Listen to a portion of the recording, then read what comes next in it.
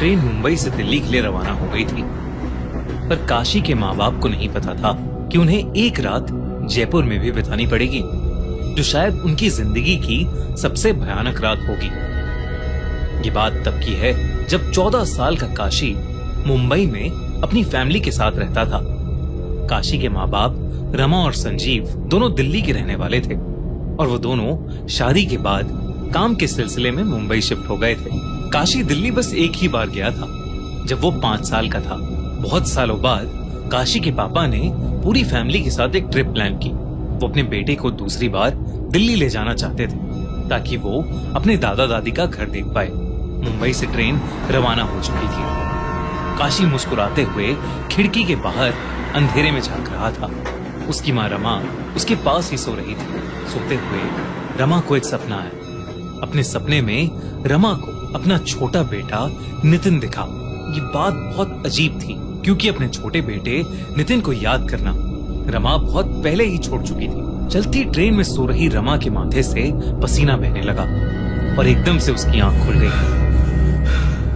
काशी के पापा संजीव ने जब अपनी बीवी रमा को देखा तो वो बहुत घबराई हुई लग रही थी। संजीव ने पूछा कि उसे अचानक क्या हो गया है, पर रमा ने किसी को कुछ नहीं बताया और चुपचाप खिड़की की तरफ मुंह करके बैठ गई। कुछ ही देर में ट्रेन जयपुर स्टेशन पर रुक गई, लेकिन ट्रेन में कुछ टेक्निकल परेशानी आ गई थी, जिसकी वजह से सारे पैसेंजर्स को जयपुर में ही उतरना पड़ा, जिनमें काशी और उसकी फैमिली भी थी।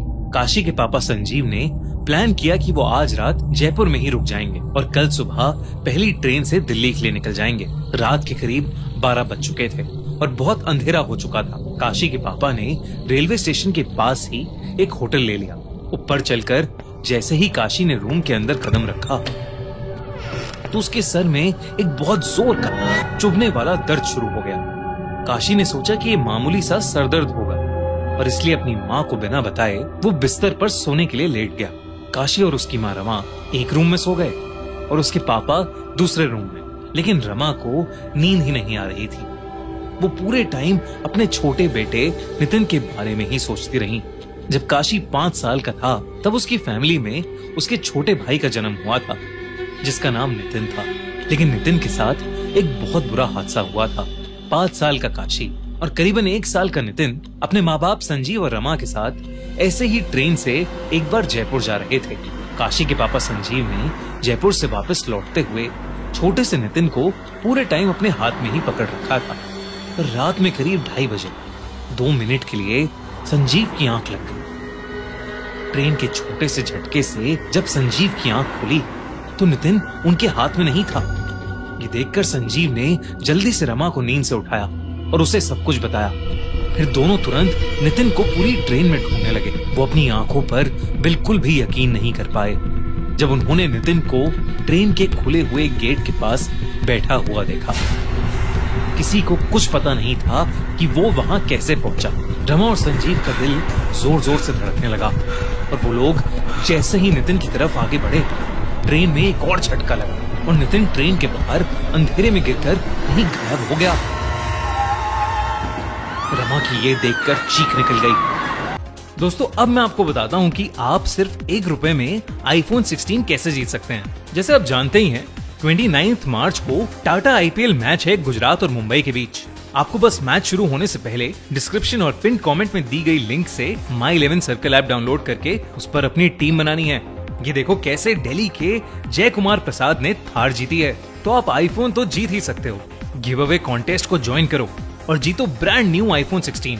और इस कॉन्टेस्ट की फीस है सिर्फ 1 रुपए और ये कॉन्टेस्ट सिर्फ खूनी मंडे के सब्सक्राइबर्स के लिए एक्सक्लूसिव है और गुजरात वर्सेस मुंबई मैच के लिए ही वैलिड है। सिर्फ इतना ही नहीं, मेगा कॉन्टेस्ट में पार्ट लेकर आप जीत सकते हैं 3 करोड़ रुपए और एक थार, वो भी हर दिन। डिस्क्रिप्शन में दिए हुए लिंक से ऐप डाउनलोड करो और यूज करो हमारा कूपन कोड MECNEW और आपको डिपॉजिट करते ही मिलेगा 20% एक्स्ट्रा कैश। मैंने तो अपनी टीम बना ली है। आप भी गुजरात और मुंबई के मैच के लिए माई 11 सर्कल पे अपनी टीम बना लो। उन्होंने फौरन चेन खींचकर ट्रेन रोकी और बाहर निकलकर नितिन को ढूंढने लगे, लेकिन वो कहीं नहीं मिला। काशी उस समय बहुत छोटा था और उसके माँ बाप ने नितिन के बारे में उसे कुछ नहीं बताया था। साल बीते और काशी को नितिन के बारे में कुछ भी याद नहीं रहा। यही वजह थी कि काशी को अपने छोटे भाई के बारे में कुछ नहीं पता था। ये सब सोचते सोचते रमा की आंखों में आंसू आने लगे थे। तभी उसे अपने बिस्तर के नीचे कुछ हिलता हुआ महसूस हुआ। वो चुपचाप बिना हिले पता लगाने की कोशिश कर रही थी कि उसकी नजर दीवार पर टंगी घड़ी पर गई। रात के 3:30 बज रहे थे। एकदम से होटल के रूम का टेम्परेचर गिरने लगा और रूम में बहुत तेज ठंड हो गई, जबकि बाहर गर्मी का मौसम था। रमा को जयपुर की गर्मी में तेज ठंड लग रही थी। रमा को कुछ बहुत अजीब लग रहा था। तभी रमा की पीठ के पीछे से एक आवाज आई, माँ, पीछे मुड़कर मुझे देखो ना, मैं हूँ आपका नितिन। रमा के कान में कोई बहुत धीरे धीरे उसे पुकार रहा था और पीछे मुड़ने के लिए बोल रहा था।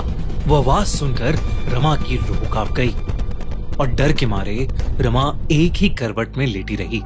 रमा को ऐसा लगा कि जैसे उसका छोटा बेटा नितिन वाकई उसे पुकार रहा है।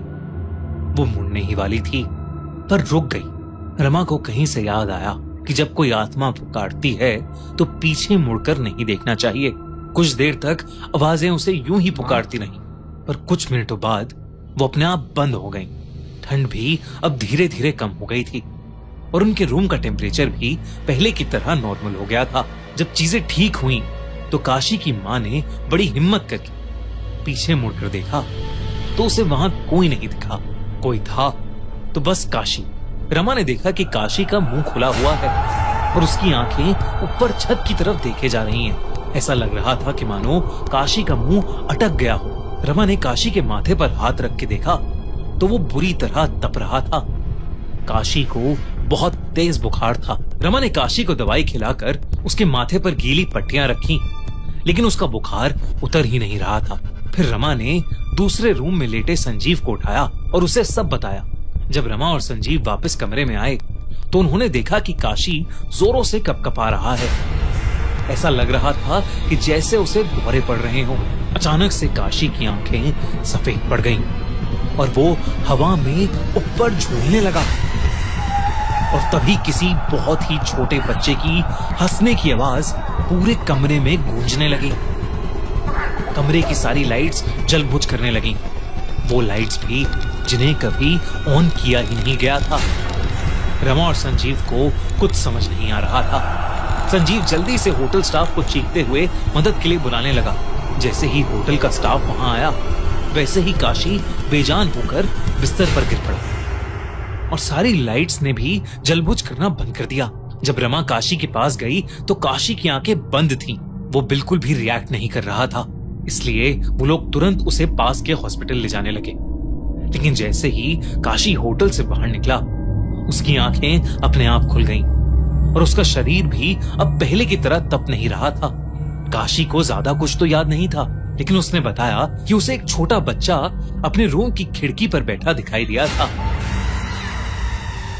उस रात रमा और संजीव काशी की ये बात सुनकर बहुत ज्यादा घबरा गए थे।